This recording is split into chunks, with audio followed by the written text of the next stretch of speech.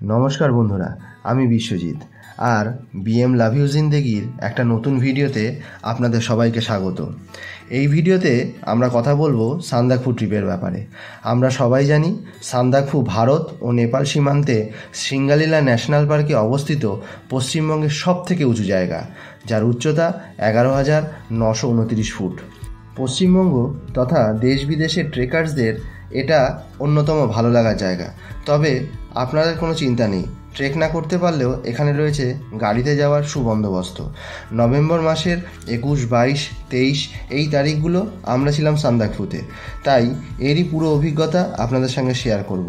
কিভাবে যাবেন, কোথায় থাকবেন, কত টাকা খরচ, কিভাবে গাড়িতে যাবেন, এই সব কিছু নিয়ে আপনাদের এই ভিডিওতে জানানোর চেষ্টা করব। আর যদি কিছু মিস করে যাই তাহলে আমাদেরকে অবশ্যই কমেন্ট বক্সে জানাবেন, তার যথাযথ উত্তর আমরা দিয়ে আপনাদের হেল্প করার চেষ্টা করব। সান্দাকফু যাওয়ার জন্য আপনাদের সবার প্রথমে যেতে হবে এনজিপিতে। শিয়ালদা থেকে অনেকগুলি ট্রেনই উত্তরবঙ্গ যায়, তার যে কোনো একটাতে চেপে বসলেই আপনারা পৌঁছে যাবেন এনজিপি। সাধারণত শিয়ালদা থেকে ট্রেনগুলো সব রাতে ছাড়ে এবং সেখানে সকাল 7টা-8টার মধ্যে পৌঁছে দেয়। আমরা অবশ্য গিয়েছিলাম তিস্তা তোষা এক্সপ্রেসে, ট্রেন নাম্বার 13141। এই ট্রেনটি শিয়ালদা থেকে ছাড়ে দুপুর 3টের সময়, এনজিপি পৌঁছয় রাত 2:10। আমরা এই টাইমের ট্রেনটাকে কেন সিলেক্ট করেছি তার দুটো কারণ আছে, সেটা আপনাদের একটু পরে জানাবো। এই বছর নভেম্বরের 20 তারিখ 3টের সময় আমাদের তিস্তা তোষা এক্সপ্রেস শিয়ালদা স্টেশন ছেড়ে দিল। দেখতে দেখতেই যেন আমরা কোথাও একটা আনন্দে হারিয়ে গেলাম। ট্রেনের মধ্যে কিছুটা হইচই করে সময় কাটিয়ে নিলাম, কারণ দেখতে দেখতে দুপুরের এই সময়টুকু সন্ধ্যা আর রাতের কয়েকটা ঘন্টা পার করে দিতে পারলেই আমরা নেমে পড়ব এনজিপি স্টেশন। দেখতে দেখতে এনজিপি চলে এলো, রাতে ঘুমানোরও টাইম দিল না। আমরা দেখলাম বিফোর টাইম ট্রেন স্টেশনে ঢুকে গেছে। 2:10-এ ঢোকার কথা 2:06 ঢুকিয়ে দিয়েছে। আমরা স্টেশনেরই এসি ওয়েটিং লজে কিছুটা টাইম রেস্ট নিয়ে নিলাম, কারণ এই প্রথমবার আমরা রাতেই পাহাড়ে ট্রাভেল করব। এর আগে যতবার নর্থ বেঙ্গলে এসেছি সেটা কোনো না কোনো বুকিং এজেন্সির দ্বারা ট্রাভেল বুক করে তারপরে এসেছি, কিন্তু এই প্রথমবার আমরা নিজেরাই হোটেল, নিজেদের গাড়ি বুকিং করব। হোটেল সব আমরা আগে থেকে বুক করে এসেছি, এবার গাড়িটা বুক করার পালা। স্টেশনের বাইরে এসে পৌঁছতেই দেখলাম চেনা এনজিপি স্টেশন আর আগের মতো নেই, সেখানে পার্কিং লটের কাজ চলছে, স্মার্ট স্টেশন বানানো হবে। তাই যারা 6 মাস আগেও এনজিপি পৌঁছেছে তারা এখন আর এনজিপি দেখলে চিনতে পারবে না। যাই হোক, কিছুটা দূরে যে পার্কিং লট আছে সেখানে পৌঁছতেই দেখলাম দাদারা দেখে সব ডাকাডাকি শুরু করলো। এই অভিজ্ঞতা আমার কাছে এই প্রথম, কারণ রাতে এত মানুষ পাহাড়ে যাতায়াত করে, তাই এখন নাকি সারা রাতই পাহাড়ে গাড়ি চলে। তাই এখান থেকেই আপনারা যেখানেই যেতে চান না কেন সারা রাত যাওয়ার জন্য গাড়ি পাবেন। আমরা ঘড়িতে তখন 3:45, আমরা এনজিপি স্টেশন থেকে গাড়ি ছেড়ে দিলাম। আমরা ওখানেরই একটা দাদার সঙ্গে কথা বলে অনেকটা বার্গেনিং করে আমাদের একটা গাড়ি ঠিক করেছিলাম। আমাদের যেহেতু 5 জনের গ্রুপ, তার জন্য আমাদের বড় গাড়ি নিতে হয়েছিল। ওই আনুমানিক ভাড়া 4 থেকে 4,500 টাকা। একটু দরদাম করতে পারলে কিন্তু আপনাদের টিফিনের 200-400 টাকা বেঁচে যেতে পারে। রাতে পাহাড়ে ট্রাভেল করার জন্য মনে মনে একটু ভয় হচ্ছিল ঠিকই, কিন্তু বিশ্বাস করুন, যে অভিজ্ঞতার সম্মুখীন হলাম সেটা সারা জীবন মনের মণিকোঠায় থেকে যাবে। আমার কথা শুনে একবার অন্তত এই ট্রেনটিতে এসে রাতে ট্রাভেল করে দেখুন, আমার এই ইউটিউব ভিডিওর কথা আপনার সারা জীবন মনে থাকবে। রাতের অন্ধকার মাখা আকাশ আর সেই অন্ধকার চিরে বেরিয়ে আসা কমলা রঙের যে সোনালি আকাশ, সেটা আপনার মন কেড়ে নেবে। দেখতে দেখতেই আঁকাবাঁকা পথ দিয়ে আমরা আমাদের গন্তব্যের দিকে পৌঁছে গেলাম মানেভঞ্জন। ঘড়িতে তখন 6:20 বাজে। মানুষজন তখনও সেভাবে ওঠেনি, তাই চারিদিকটা ফাঁকা এবং পাহাড়ের সেই অপরূপ নিস্তব্ধতা। আমরা ব্যাগ একটা পাশের দোকানে রেখে একটু চা খেয়ে আশেপাশটা একটু ঘুরে দেখছিলাম। গ্রামের ভেতর থেকে হাঁটতে বেশ ভালোই লাগে। মানেভঞ্জন ভারত ও নেপাল সীমান্তে অবস্থিত একটা ছোট্ট গ্রাম। আমি কিছুটা গ্রামের ভেতর হেঁটে যেতেই ওই বিএসএফের অফিসার আমাকে ডেকে বললেন কারণ এটা সীমান্তবর্তী এলাকা। আমি নেপালের ভেতরে অনেকটা চলে গিয়েছিলাম। এই যে নেপাল, ওয়েলকাম টু নেপাল। হ্যাঁ, পুরো নেপালে চলে গেল। এই হচ্ছে নেপাল আর ইন্ডিয়ার বর্ডার। এই যে বিএসএফ ক্যাম্প এখানে।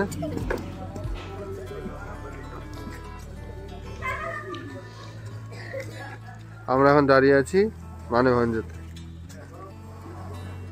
ল্যান্ড রোভার অ্যাসোসিয়েশনের অফিস খুলল সকাল ঠিক 8:30টায়। আমরাই প্রথম লাইনে দাঁড়িয়ে। এখান থেকেই সান্দাকফু ফালুট যাওয়ার পারমিট করতে হয়। গাড়ি ভাড়া এবং ড্রাইভারের খরচ কিন্তু এখানে ফিক্সড। তার চার্ট আমি এই ভিডিওতে দিয়ে দিলাম, আপনারা একটু পজ করে দেখে নেবেন।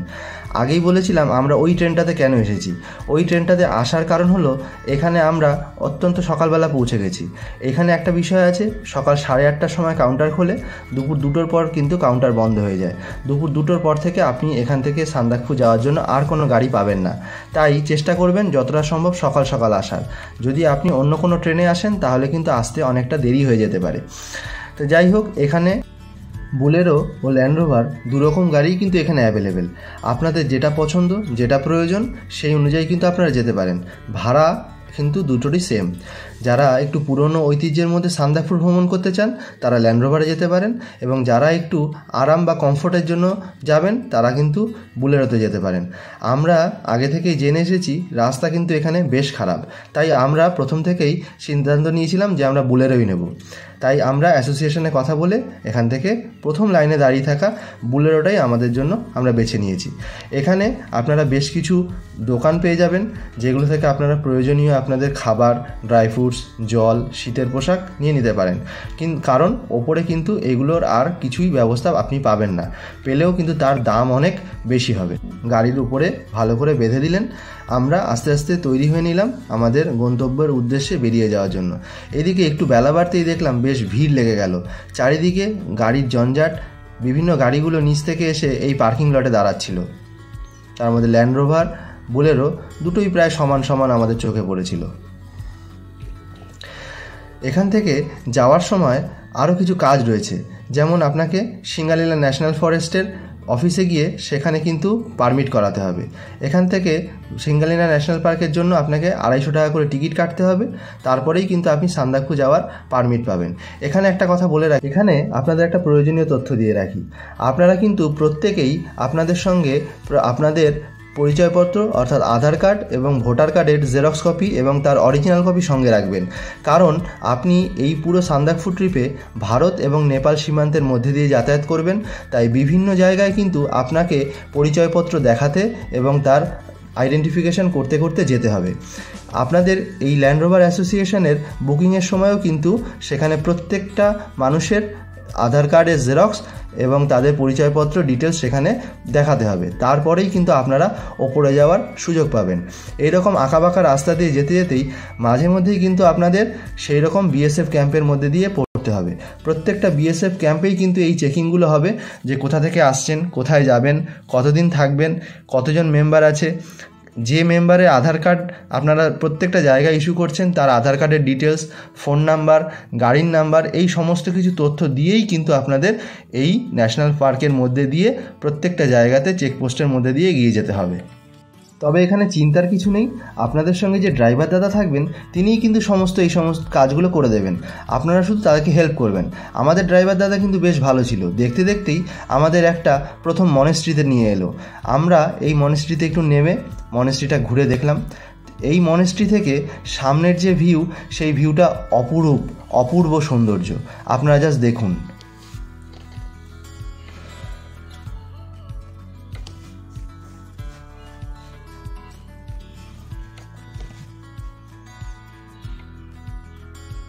পাহাড়ের এই মায়াবী সৌন্দর্যের টানেই পাহাড় আমার কাছে এত ভালোবাসার। আবার আমরা আঁকাবাঁকা পথ দিয়ে এগিয়ে চললাম। সান্দাকফুতে যাওয়ার এই প্রথমের রাস্তা কিন্তু খুব ভালো, বাধাই করা রাস্তা, সরু হলেও কিন্তু সে রাস্তায় যেতে আপনার কোনো কষ্ট হবে না। মাঝে মাঝে একটু চড়াই থাকবে, তা দেখে একটু ভয় লাগতে পারে, কিন্তু ভয়ের কোনো কারণ নেই। যাওয়ার পথে চিত্রে, মেঘমা, টুমলিং, এই সমস্ত জায়গাগুলো আপনার মন কেড়ে নেবে। এই হলো মেঘমা, মেঘের দেশ।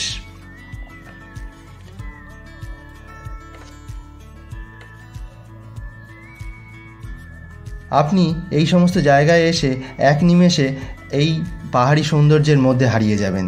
দেখতে দেখতেই আমরা টংলু পৌঁছে গেলাম। এখানেও থাকার সুবন্দোবস্ত রয়েছে, জায়গাটাও কিন্তু খুব সুন্দর। সামনে একটা ছোট্ট লেক মতো রয়েছে, কালো লেকের জল কিন্তু খুব বেশি নেই, শীতের সময় তো শুকিয়ে এসেছে। এখানে দেখা যাচ্ছে ওই যে জিটিএ হোমস্টে, এটা সরকারি, আপনি এই হোমস্টে বুক করেও এখানে থাকতে পারেন, তবে এখানে থাকার জায়গার অপশান কিন্তু খুব কম। আমাদের সঙ্গে পরিচয় হয়েছিল এখানে আসা আমাদেরই গড়িয়া থেকে যাওয়া 2 প্রবীণ নাগরিকের। তারা কিন্তু আনুমানিক বয়স আমার মনে হলো 70-এর ঊর্ধ্বে, তাও কিন্তু এই সান্দাকফু ট্রিপে তারা বেড়াতে এসেছেন।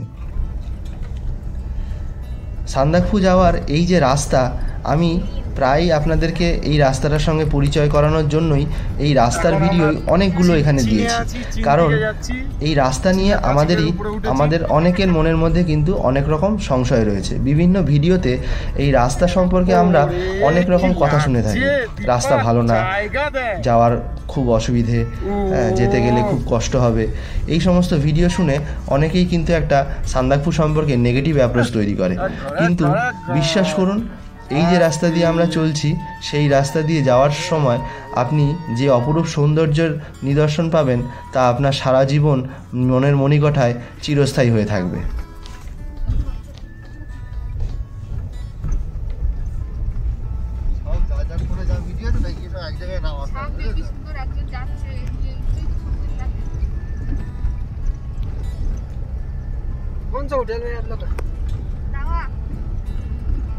सबसे लास्ट जगह থাকবো হ্যাঁ এই যে কোন হোটেল में है দাওয়া হোটেল।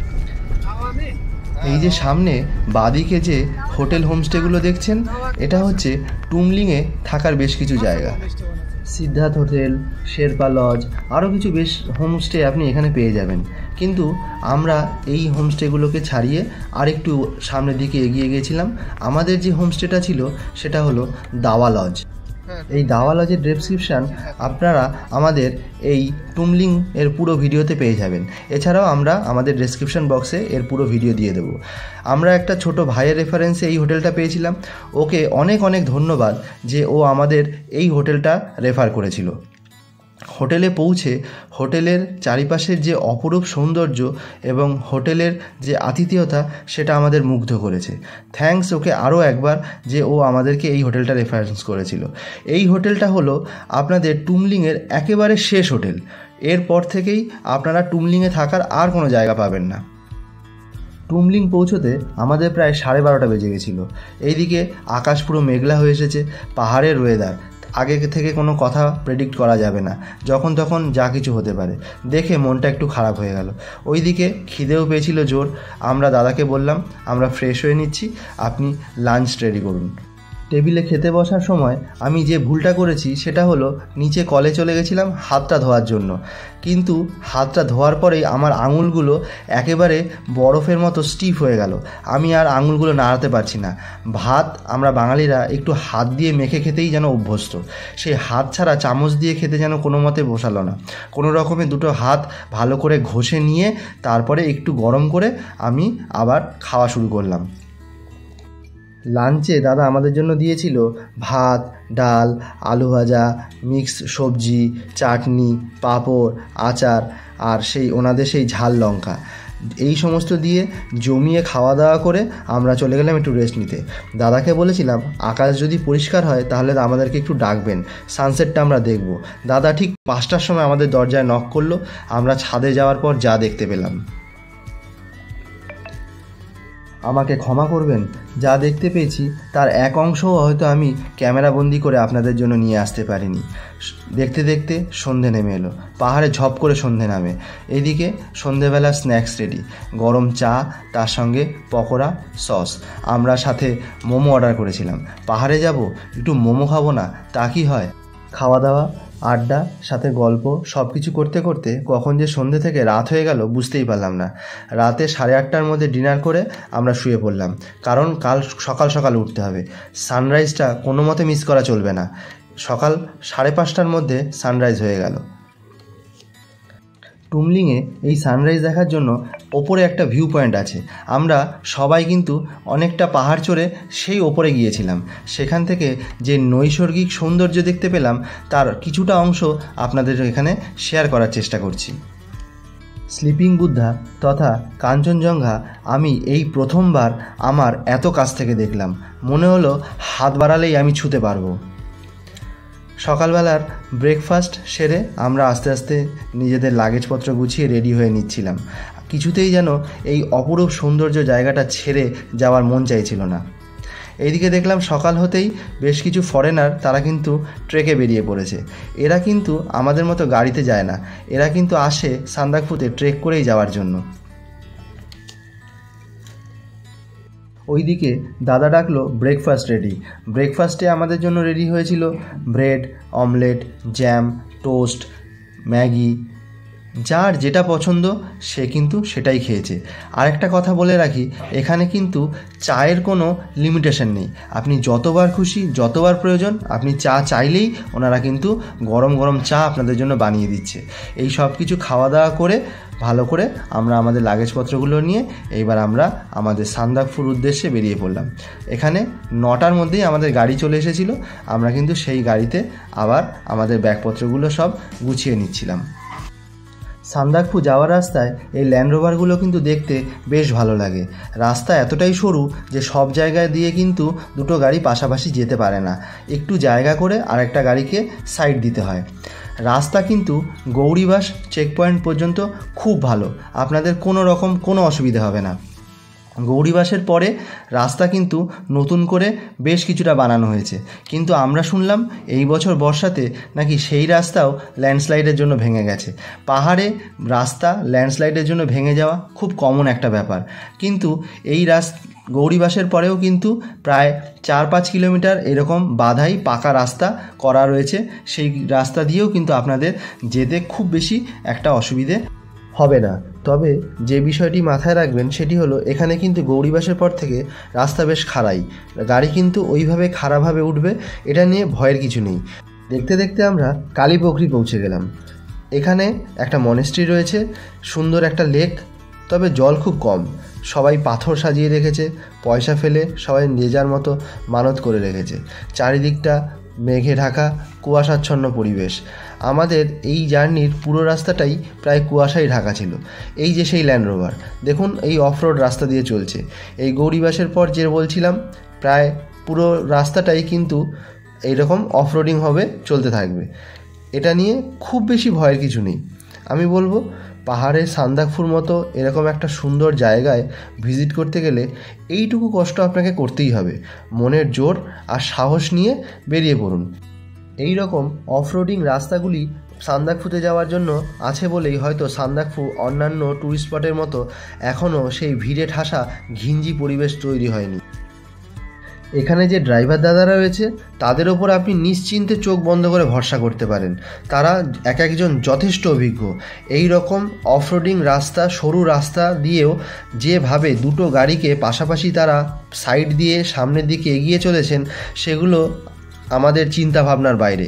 কিছু কিছু জায়গায় জানলার বাইরে তাকালে আপনার একটু ভয় করবে ঠিকই, কিন্তু মনের মধ্যে সাহস রাখুন, আপনি ঠিক আপনার গন্তব্যস্থলে পৌঁছে যাবেন। দেখতে দেখতেই আমাদের গন্তব্যস্থল চলে এলো। আমরা পৌঁছে গেলাম সান্দাকফু। সান্দাকফুতে আমাদের আগে থেকেই সানরাইজ হোটেলটা বুক করা ছিল। আমরা আগেই সমস্ত হোটেল আমাদের কলকাতা থেকেই আমরা বুকিং করে গেছিলাম, যাতে ওখানে গিয়ে আমাদের কোনো রকম অসুবিধার মধ্যে না পড়তে হয়। এই সানরাইজ হোটেলের বুকিংয়ের পুরো ডিটেলস আমরা আমাদের ডেসক্রিপশন বক্সে দিয়ে রাখবো। প্রয়োজন হলে আপনারা সেখান থেকে তাদের ফোন নাম্বার নিয়ে অনায়াসে সেই সমস্ত হোটেল বুক করে নিতে পারবেন। সানরাইজই এখানকার নাকি সব থেকে বড় হোটেল এবং জনপ্রিয়, কারণ এর ছাদ থেকেই নাকি সব থেকে ভালো কাঞ্চনজঙ্ঘা অর্থাৎ স্লিপিং বুদ্ধার ভিউ দেখতে পাওয়া যায়। এখানে একটা হাস্কি রয়েছে, সে আবার ছোট ছোট 5টা বাচ্চাও দিয়েছে। এই বাচ্চাগুলো সারা হোটেল এদিক থেকে ওদিক ঘুরে বেড়াচ্ছে। এই হোটেলের গ্রাউন্ড ফ্লোরটা পুরোটাই কিন্তু এদের ডাইনিং হল। ফার্স্ট ফ্লোরে এদের সমস্ত রুমের অ্যারেঞ্জমেন্টগুলো রয়েছে। আমরা বলবো পারলে আসার আগে সমস্ত বুকিংগুলো কমপ্লিট করে দিয়েই আসুন, তাহলে এখানে এসে আর বুকিংয়ের চিন্তা করতে হবে না। কারণ সান্দাকফুতে কিন্তু থাকার অপশান থাকলেও সবসময় কিন্তু সেগুলো অ্যাভেলেবেল নাও হতে পারে। হোটেল পৌঁছতে আমাদের দুপুর হয়ে গেছিলো, তাই দেরি না করে গরম গরম সার্ভ করা লাঞ্চ আগেই খেয়ে নিলাম। লাঞ্চে রয়েছে ভাত, ডাল, 2 রকমের সবজি, সাথে আলু ভাজা, আচার। এই সমস্ত গরম খাবারগুলো দেখেই যেন ভালো লাগছিল। বাইরে যে হাড় কনকনে ঠান্ডা, তার হাত থেকে বাঁচার জন্য এরকম গরম খাবারেরই প্রয়োজন। এখানে আপনাদের জন্য একটা ইনফরমেশন দিয়ে রাখি, শীতের পোশাক আনার কোনো রকম কার্পণ্য কিন্তু আপনারা এখানে করবেন না, কারণ যে ঠান্ডা আপনারা কলকাতা থেকে ভেবে আসবেন তার থেকে অনেক গুণ ঠান্ডা কিন্তু এখানে বেশি। পারলে উইন্ডচিটার টাইপের জ্যাকেট সঙ্গে ক্যারি করবেন। দেখতে দেখতেই এই মেঘে ঢাকা আকাশ থেকে তুষার ঝরে পড়ল। এই যে আকাশ থেকে তুষারপাত হতে দেখাটা কিন্তু সৌভাগ্যের ব্যাপার। আমরা অনেক জায়গাতেই বেড়াতে যাই, সেখানে গিয়ে বরফ পাই, কিন্তু আকাশ থেকে কিভাবে তুষার ঝরে পড়ছে সেটা কিন্তু আমরা দেখার সৌভাগ্য হয় না। আমরা সত্যি ভাগ্যবান যে আমরা সান্দাকফু পৌঁছে সেটা দেখতে পেয়েছি।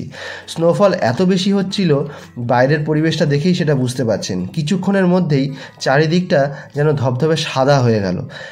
আমাদের সঙ্গে যাওয়া আমাদের গ্রুপ মেম্বাররা এর আগে কখনো স্নোফল দেখেনি, তাই এই আনন্দে তারা সবাই আত্মহারা। সান্দাকফু গিয়ে মরশুমের প্রথম স্নোফল দেখতে পাবো এই আশা আমরাও কখনো করিনি, কিন্তু যার যেটা ভাগ্যে আছে তার ভাগ্যে সেটা হবেই, এটা আমি দৃঢ়ভাবে বিশ্বাস করি। সন্ধ্যাবেলা চায়ের সাথে স্ন্যাক্স নিয়ে বেলা ও রাতের ডিনার খুব তাড়াতাড়ি সেরে ফেললাম, যেহেতু সকালবেলা উঠতে হবে। ভোরবেলা উঠে দেখি সেই আকাশ মেঘাচ্ছন্ন। সান্দাকফু থেকে স্লিপিং বুদ্ধা আমাদের সেভাবে দেখা দিল না, কিন্তু সানরাইজটা দেখতে পেলাম।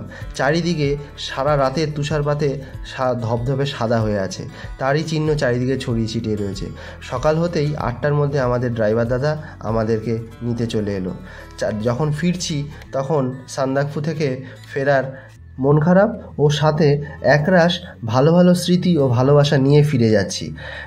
অনেক কিছু আমরা ভাবনা চিন্তা করে বেড়াতে আসি, সবটা ভাবনা আমাদের সঙ্গে মেলে না, কারণ পাহাড় খুব খামখেয়ালি, যখন তখন এখানে আবহাওয়া পরিবর্তন হতে পারে। তাই আবহাওয়া পরিবর্তনের জন্য না চাইতেই আমরা পেয়ে গেছিলাম এই সিজনের 2024 সালের 21শে নভেম্বরের প্রথম স্নোফল। এটা আমাদের কাছে একটা বড় পাওনা। সব কিছু আমাদের পরিকল্পনা মাফিক হয় না, কারণ পাহাড়ের ওয়েদার আমরা আগে থেকে কেউ প্রেডিক্ট করতে পারি না। তাই যেটা হয়েছে সেটাকে নিয়েই যে ভালো লাগা তৈরি হলো, সেই স্মৃতিগুলো নিয়েই আগামী দিনে এগিয়ে যেতে চাই।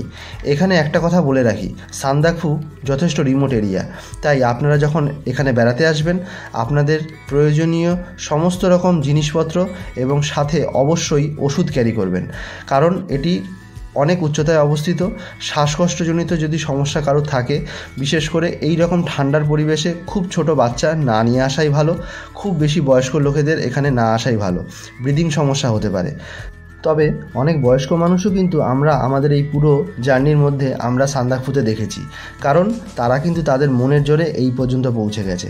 ফলে আর দেরি না করে আপনারাও বেরিয়ে পড়ুন। আজকের সান্দাকফুর ভিডিও এই পর্যন্তই। সমস্ত রকম তথ্য তুলে দিয়ে আপনাদেরকে সাহায্য করার চেষ্টা করলাম। কিছু যদি বাদ থেকে যায় আমাদেরকে কমেন্ট বক্সে জানাবেন, আমরা অবশ্যই তার উত্তর দিয়ে আপনাকে হেল্প করার চেষ্টা করব। ভিডিওটি ভালো লাগলে একটা লাইক করবেন আর সাবস্ক্রাইব করে অবশ্যই পাশে থাকবেন। আবার দেখা হবে BM লাভ ইউ জিন্দেগির আবার অন্য কোনো ভিডিওতে। ততদিনে ভালো থাকবেন, সুস্থ থাকবেন।